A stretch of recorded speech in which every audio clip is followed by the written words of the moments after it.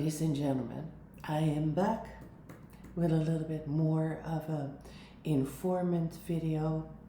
As you might have noticed with me, it is usual all about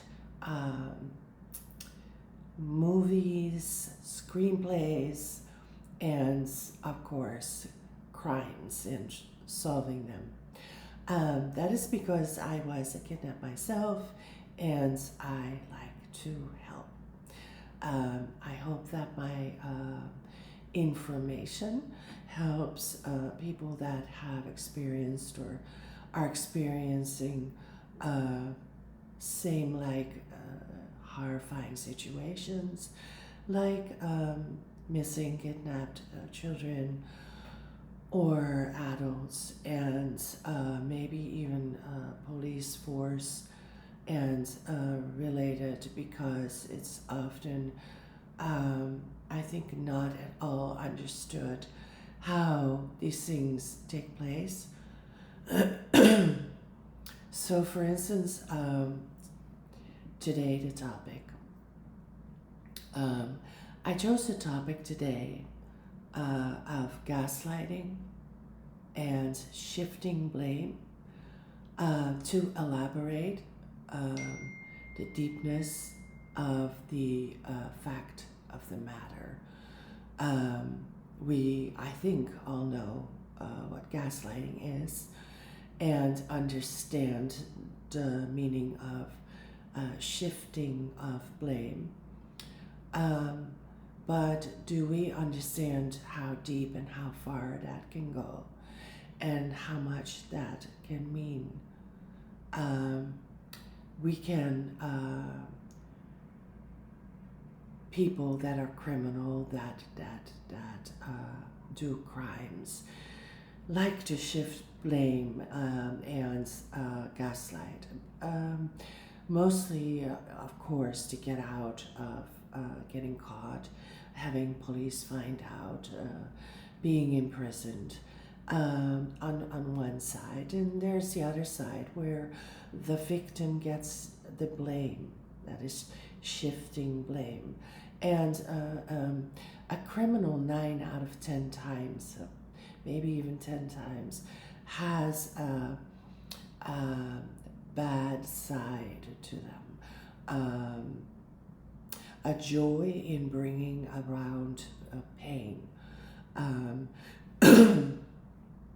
There have been a lot of studies throughout time, and times have changed the opinions of the matter of all kinds of facts, and this maybe also, but for decades and decades, it was very clear that, for instance, a serial killer often just really enjoyed bringing pain.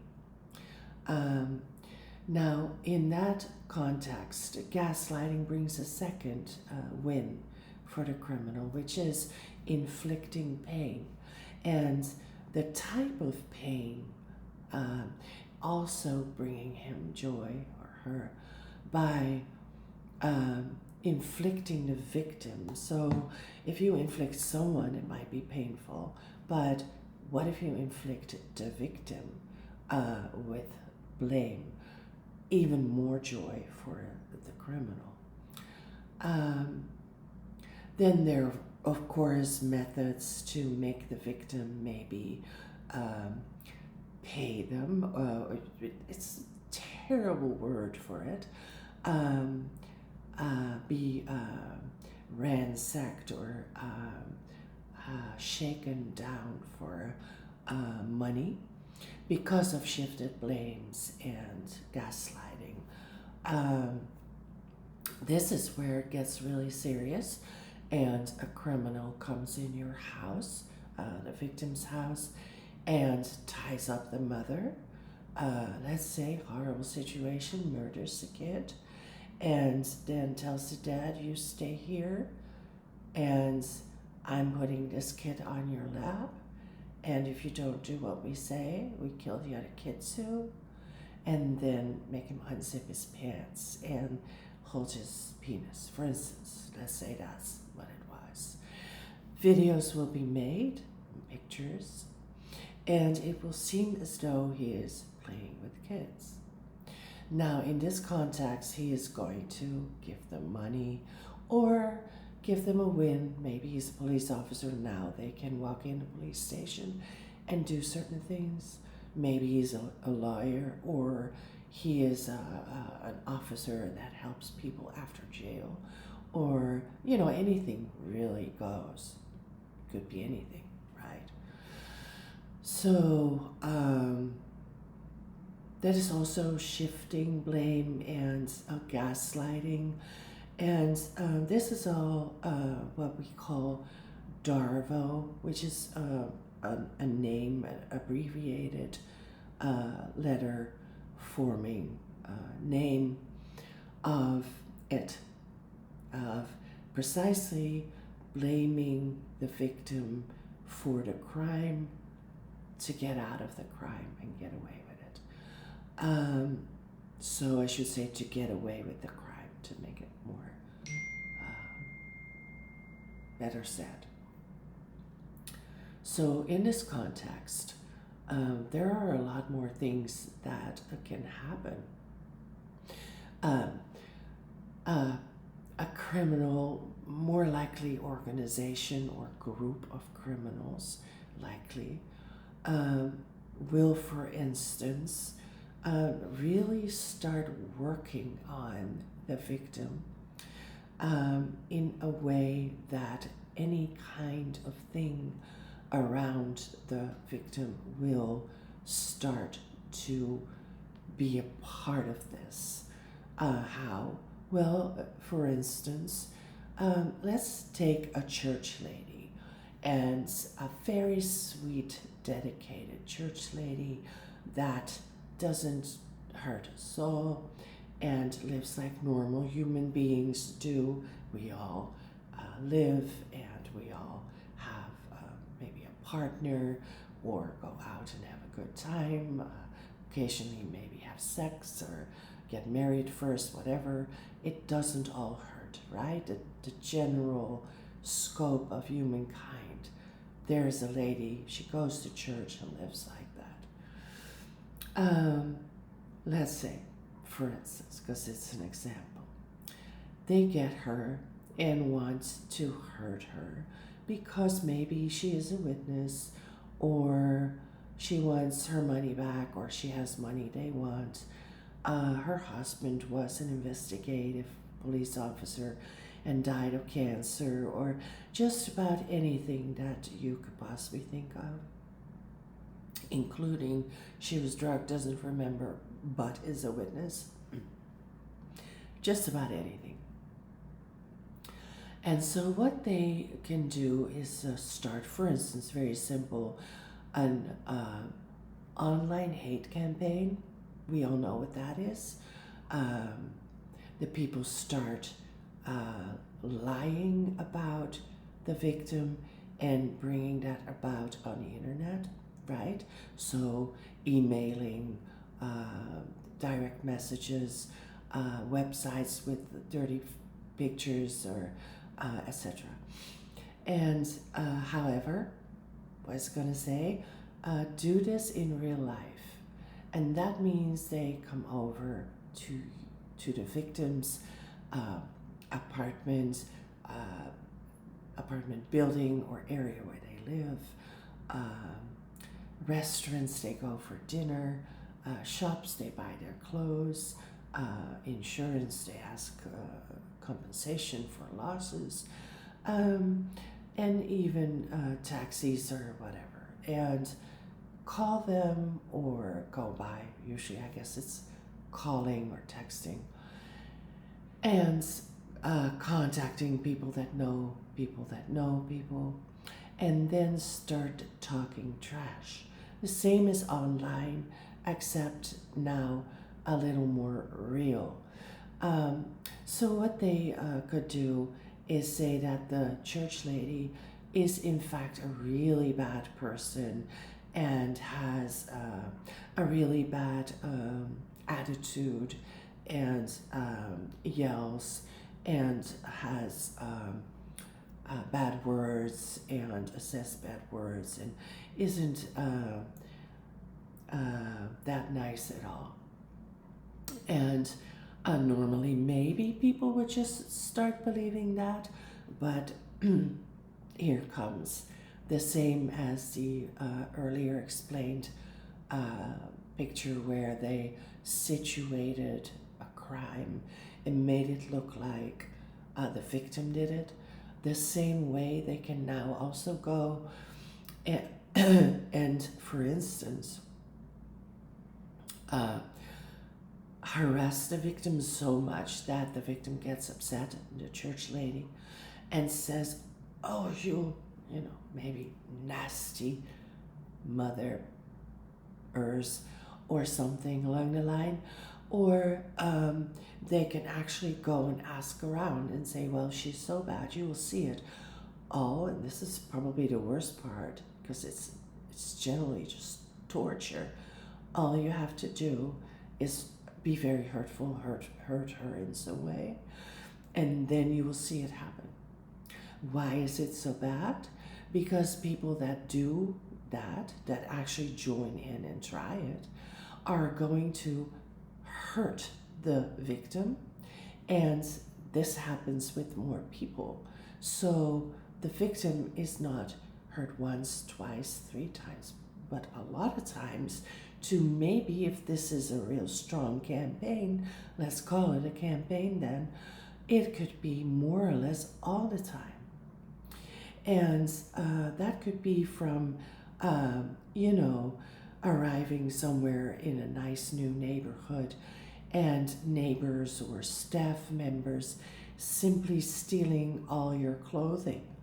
Or it happened to me. And it could be accidental, but it could be something else. And it could be this. But it happens, whatever it is, stole the dog or burglarize, which can be very upsetting. As you know, psychology will teach you a little if you want to learn. Those are things that are very upsetting.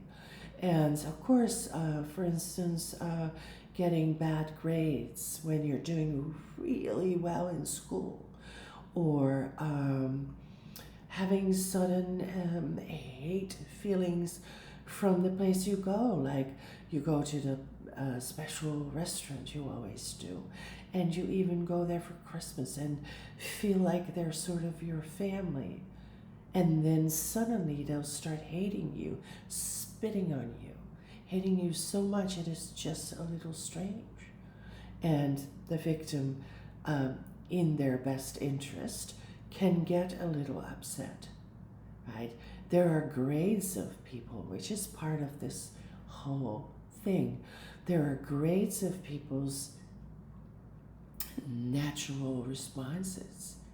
If you look at a criminal that is really deeply motivatingly criminal, then he will have that tendency to bring across pain, but also to often, not always, express his heartlessness with wordings that you probably never heard or only in movies or think are funny and make you laugh.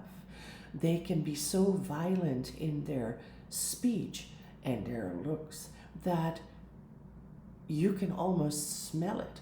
Then there is the, let's say, medium in between person that can get upset and say bad words and maybe even, slam something off a piece of furniture when things get really bad. And that's it. And then there are the nice church lady kinds of people that really don't get upset. And the thing is that often these criminals don't realize that, or hope it's not the case. Either way, they're hoping and working on the fact that the victim one day is going to blow a fuse. And so they really hope that this church lady is going to walk right to the front desk and start yelling obnoxiously, saying bad words like the criminal would, but maybe even worse with this angry face and maybe even a threat or two. Or more like the medium person, if they can at least understand that there are grades, they might hope that, like the medium person, they would slap the phone off the front desk and start yelling and then just get over it and go home. But they hardly ever think of how the church lady says, well, that was really bad.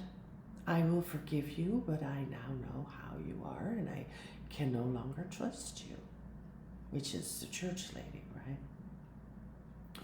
Now, in this context, still, is a lot to be found, because if a good person goes that insane, it is not such a good person, right? But if it's somewhere around a medium and the nice, then you have a good person in the victim, of course, which is what we're discussing, the nice victims that have this kind of trouble. And, well, in this context, if a nice victim turns a little angry and says, that's it, I don't ever want to speak to you again, and slams the phone on, and that's it, and then takes a cold shower and gets over it, the videos will still be made and used against the victim. And in the next case, the videos will be on the little phone saying, here, this is her. This is the nice lady you have here. And she slams the phone and says, you fucking idiots, you son of a bitch. And then the video stops it. And the people think, I don't know if that's such a nice lady. And there you have it. There you have what gaslighting, shifting blame, alias Darvo, can really do. But don't forget, the sweet lady or medium nice victim and anybody in between is still severely hurt with everything that happens to them. And they will get weird things, bad things, crazy things. You should see these criminal organizations work. They are good at this. Really good. And they will make it happen. And so the victims' bills will go up to like numbers that are insane. Maybe it's for water, electricity, whatever it is, double billing, up billing. Here come the bill collectors.